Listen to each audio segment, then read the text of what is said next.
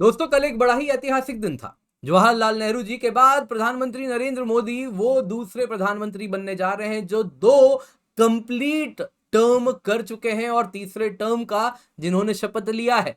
आज तक नेहरू जी के सिवा ऐसे कोई प्रधानमंत्री नहीं हुए हैं और जाहिर सी बात है, नरेंद्र मोदी जी जब नेहरू जी के इस लेगेसी को कहीं ना कहीं आउटपेस कर रहे हैं, आगे बढ़ रहे हैं, तो एक तबका ऐसा है जिसको बड़ी तकलीफ हो रही है।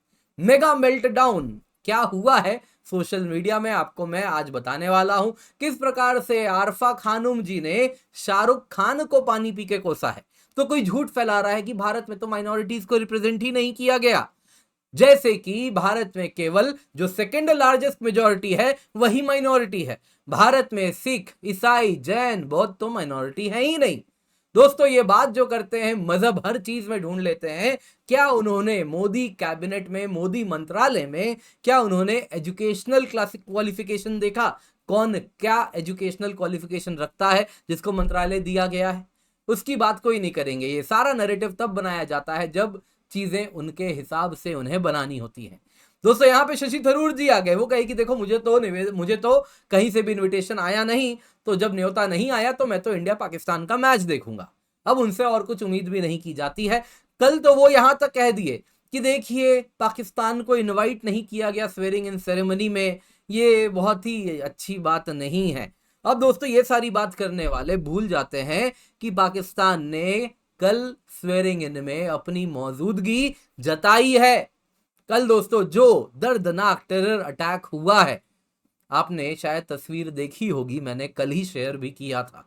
किस प्रकार से क्या महिलाएं, क्या बच्चे, दोस्तों जो तस्वीरें हैं ना, वो देख के आत्मा कांप जाती है।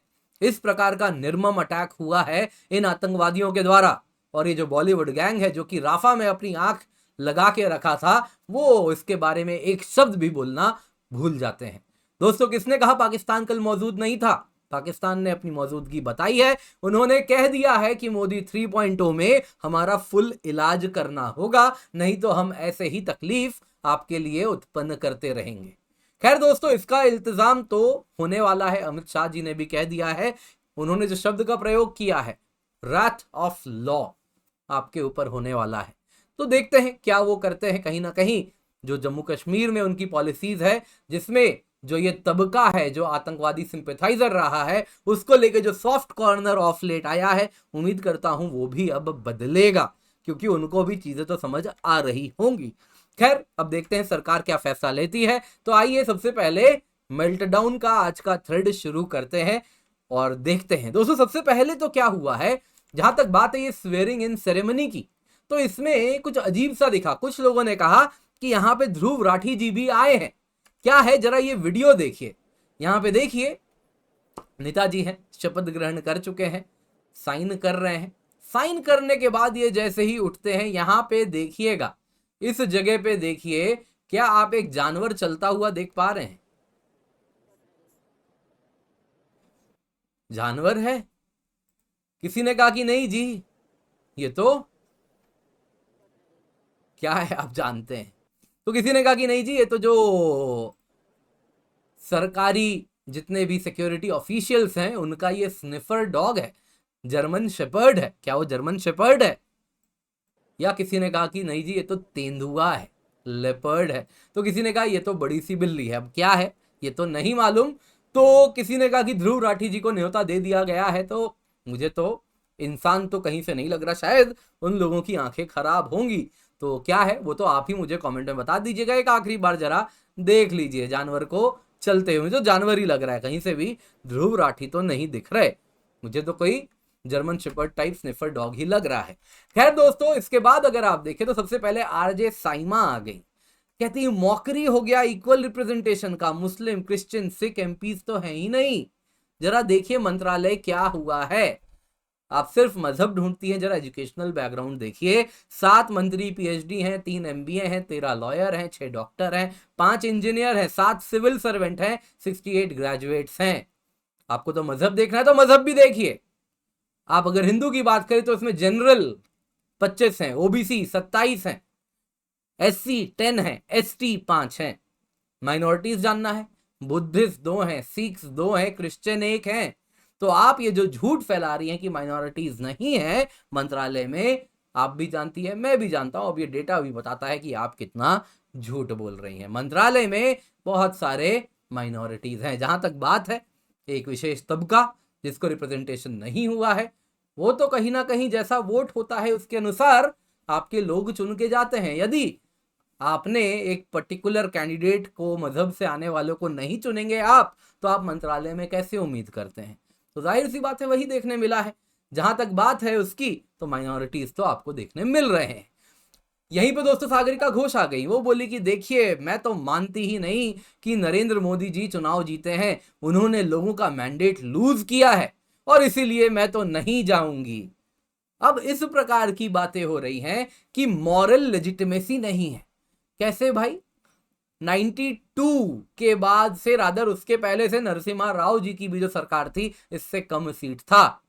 उसके बाद से कभी सरकार बनी ही नहीं है कंप्लीट मेजॉरिटी। जो नरेंद्र मोदी जी 2 टर्म में लाए हैं वो एक्सेप्शन था, लेकिन इनके लिए तो जी अंगूर खट्टे हो चुके हैं और ये इस प्रकार से अपना विलाप कर रही हैं। यहां पे दोस्तों कुछ तो यहां तक आ गए बोलने कि देखिए इंडिया तो बहुत अच्छा परफॉर्म किया है। इंडिया क्या बोल रहे हैं जी? आपको डर लगता है कि कहीं ना कहीं कल को ये इंडिया अलायंस टूट जाएगा तो लोग किस मुंह से बोलेंगे इंडिया टूट गया? तो इसलिए आप इंडिया इंडिया बोलते हैं। सीधा बोलिए, डॉटेड इंडिया बोल दीजिए या फिर इंडी अलायंस बोलिए। तो जहां तक बात है इस इंडी अलायंस की बात कर रहे हैं, तो कहिए इसमें वो कह रहे हैं कि देखिए बायस था, स्टेट मशीनरी हमारे हित में नहीं थी और उसके बाद भी इतना अच्छा वोट आया, देखिए कि हमने तो बड़ा अच्छा परफॉर्म किया है। तो इस प्रकार की वो बातें कर रहे हैं।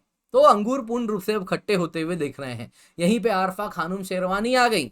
वो बोल रही है देखिए शाहरुख खान आ गए, ऐसी क्या मजबूरी थी शाहरुख, दिल टूट गया इनका। आगे सुनिए जरा, यहां पे देखिए ये कह रहे कि जवान फिल्म में हमको इतना ज्ञान दे दिया शाहरुख खान ने एंटी एस्टेब्लिशमेंट होने का, अब खुद आके शपथ ग्रहण में मौजूद है। ये बड़े सीरियसली ले लिए जवान फिल्म को। तो दोस्तों इस प्रकार से भी लोगों में विलाप दिख रहा है।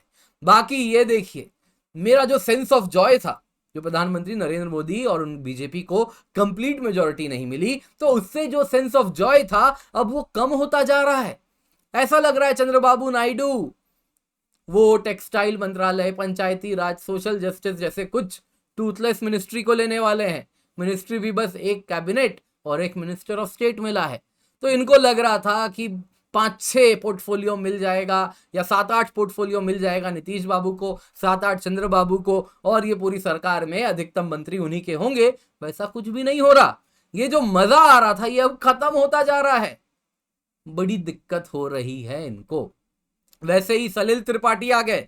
ये जो सैडेस्ट पार्ट है इंडियन इलेक्शन का, कि देखिए भले बीजेपी हार गई लेकिन आउटकम तो एक्सेप्ट करना पड़ेगा, है ना? आप देखिए जरा, और इसके साथ आप देखिए लेकिन डाउट जरूर हो रहे हैं कि कैसे हुआ ऐसा।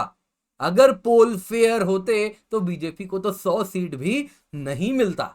अब ये बातें करने शुरू कर चुके हैं, तो अलग कहानी बह रही है और इनके लिए जो दुख है, जो दर्द है, जो पीड़ा है, वो खत्म होने का नाम ही नहीं ले रही। आगे पढ़िए, ये कुछ लोग हैं जो कह रहे हैं अरविंद केजरीवाल जी जब पीएम ओथ सेरेमनी लेंगे पीएम की, तब हम अटेंड करेंगे।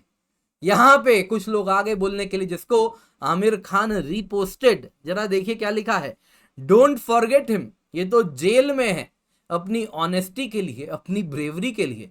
अरे इनको कैसे भूल सकते हैं? अरविंद केजरीवाल जी ने खुद कहा था कि मुझे वोट दोगे तो मैं बाहर आ जाऊंगा, अगर तुम चाहते हो मैं बाहर निकलूं तो मुझे मेरे एमपीज को जरूर जिता देना।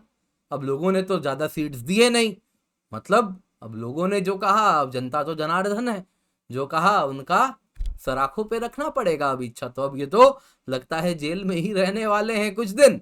अब इनकी ही इच्छा थी, जनता के ऊपर जो छोड़ दिया था, किसको जेल में रहना है, किसको बाहर रहना है। खैर यहाँ पर कुछ लोग हैं जो अरविंद केजरीवाल जी के सपोर्टर्स हैं, वो कह रहे हैं कि इनको मत भूलना, इनको याद रखना।